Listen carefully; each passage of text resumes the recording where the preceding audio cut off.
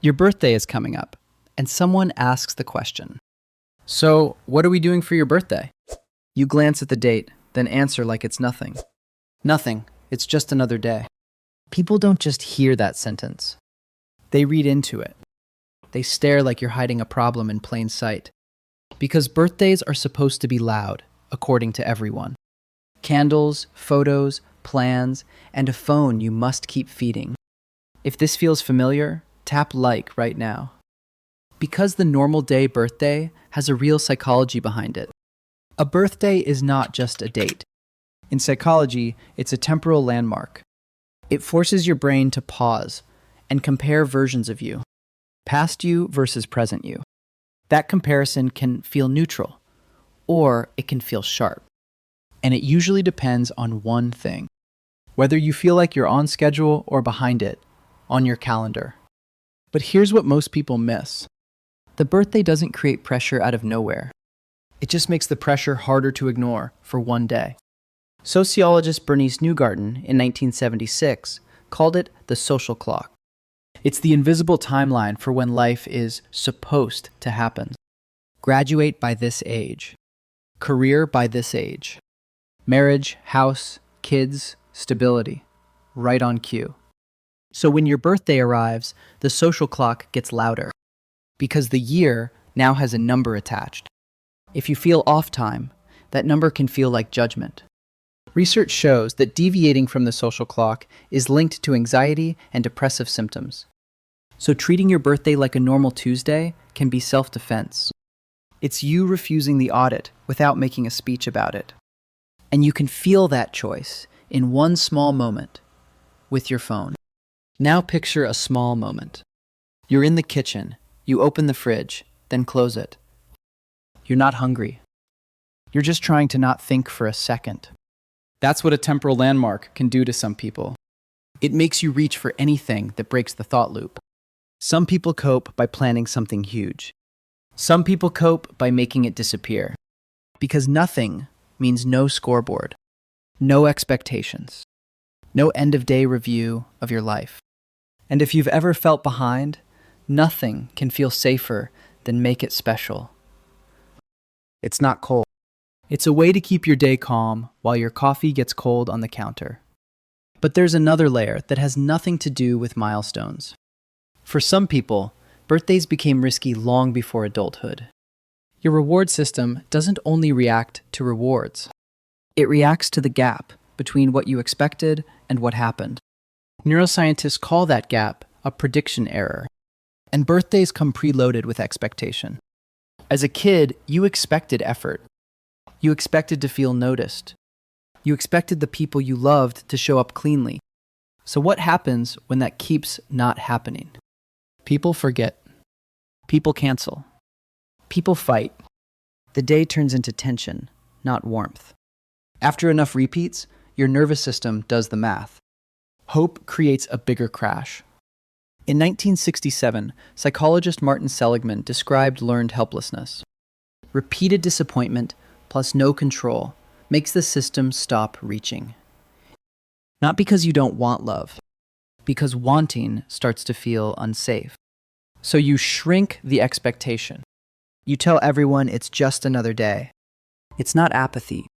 It's protection, built quietly at your office desk. Now zoom out, because not all nothing is scar tissue. Some nothing is bandwidth. Time blindness is real for a lot of people. Especially with ADHD traits, time can feel like now and not now. So the birthday doesn't build gradually in your head. It arrives suddenly. And here's the everyday detail right after that. Your phone buzzes at 9:07 a.m. and you realize it's today. No runway. No plan. Just messages stacking up while you're still half awake. If your brain is already running too many tabs, dates blur. Work tasks. Bills. Family stuff. A million small errands that never end. So keeping it normal is not a statement. It's a practical way to avoid scrambling and apologizing. You're just trying to get through the day without feeling behind while you drive in traffic. Now there's another hidden reason birthdays can feel heavy. The anniversary effect. Certain dates can pull old feelings back to the surface. Not as a choice.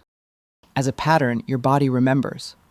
Some researchers at Johns Hopkins have discussed how the brain can reawaken grief around the same time each year, even when your life looks steady now, even when you thought you were past it.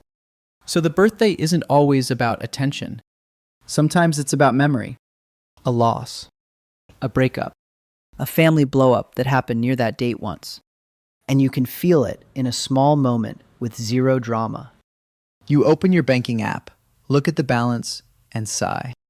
Not because it's your birthday, because the day makes everything feel louder, including stress. So you keep the routine. Coffee, emails, dinner, sleep, quietly in a grocery line, hoping nobody turns it into a big scene. And now we hit the turning point. Because birthdays don't only trigger pressure or memory, they can trigger identity. Chronological age is the number. Subjective age is how old you feel inside. And those two can split apart. You might be turning 45, but inside you still feel 28. Your humor feels the same. Your inner voice feels the same. Your preferences didn't suddenly become a stereotype. So when someone pushes you to celebrate a milestone, it can feel awkward. It forces a label on you that doesn't match your internal experience. That mismatch creates cognitive dissonance. In a qualitative study on the age identity of Generation X women, one participant said this: "I have not celebrated my birthday for decades. I do not usually act any differently from a normal day. I do not even mention my birthday. For some reason, I always feel embarrassed about it." Embarrassment can look like indifference from the outside. Inside, it can feel like refusing a role you didn't choose. And you can see it in a small moment that's almost too ordinary. You're in the bathroom. You notice one new line in the mirror. You look away, then rinse your hands longer than you need. That's not vanity. That's time feeling real for a second, in your mirror. But here's the part that confuses people the most. Some people treat birthdays like a normal day because they're healthy. Not numb, not traumatized, just steady. Psychologists Richard Ryan and Edward Deci developed self-determination theory. Their core idea points to intrinsic motivation, internal peace, real connection, growth, not constant external validation. And modern birthdays are loaded with external pressure, public proof, attention, a day where you're supposed to be visibly celebrated. Researcher Philip Brickman described the hedonic treadmill, the chase for the next external high, next party, next gift, next flood of notifications. If you stepped off that treadmill, birthdays can feel optional. Not sad, just unnecessary work you didn't request. So you choose quiet on purpose. A normal evening, a simple meal, an early night. You protect your energy without defending yourself, while your calendar sits there anyway. Now pause right here. If any of this sounds like you, comment 1. Just a single 1 is perfect. It's simple. It's low effort. And it doesn't force you to explain your whole life to strangers. Because sometimes the smallest signal is the safest one on your phone. Now we need the key question. Are you skipping your birthday because you are free? Or because you are afraid? From the outside, it can look identical. Same nothing answer. Same calm voice. Same normal schedule. But inside, it's completely different. Peace feels spacious. You wake up, do your routine, and feel fine. You might enjoy one small thing privately. A pastry on the way to work. A quiet walk after dinner. No tension. No bracing. Avoidance feels like tightness. You feel the date coming, and your body starts preparing. You avoid making plans because plans create expectations. Expectations create risk. That's where psychologist Jennifer Crocker's work on contingencies of self-worth matters. Some people tie their value to external events.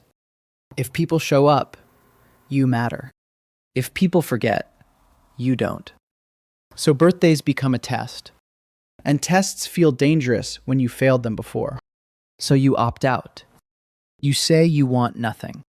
Because wanting gives the world a chance to disappoint you. Picture a small moment that shows it clearly. You're on the sofa, you hear keys at the door, and you freeze. Not scared of the person. Scared of what they might not notice. Then you pretend you weren't waiting. That's avoidance. Quiet, reasonable, and exhausting. If your normal day is fear-based, be gentle with yourself. You don't have to throw a party to heal. You don't have to force happiness on a schedule. Sometimes healing is one honest sentence. I actually want something small. A quiet dinner with one person. A day off you control. A plan that doesn't depend on anyone reading your mind. Because the goal isn't a perfect birthday. The goal is lowering the emotional stakes so you can breathe. But if your normal day is peace-based, stop apologizing for it. You don't owe anyone a performance. You don't owe anyone photos. You don't owe anyone a full day of availability. Some people love loud celebrations.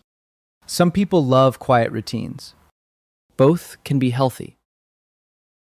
Both can be love. And this is the part people need to hear. We've been sold a story that love must be visible. That celebration must be public to count. That if you don't demand attention, you're fading. But there is strength in choosing the ordinary. There is maturity in knowing what you actually need. If your birthday comes and you want it quiet, let it be quiet. If you want one small thing, let yourself want that too. Because neither choice makes you broken. It just tells the truth about your nervous system. And about your values. So when someone asks, "What are we doing for your birthday?" Answer cleanly. Nothing, just a normal day. Or something small, just dinner. Say it without shrinking. Say it like you know yourself. And if you want more like this, subscribe and stick around. Because you've just built a life that doesn't require escape when you get into bed.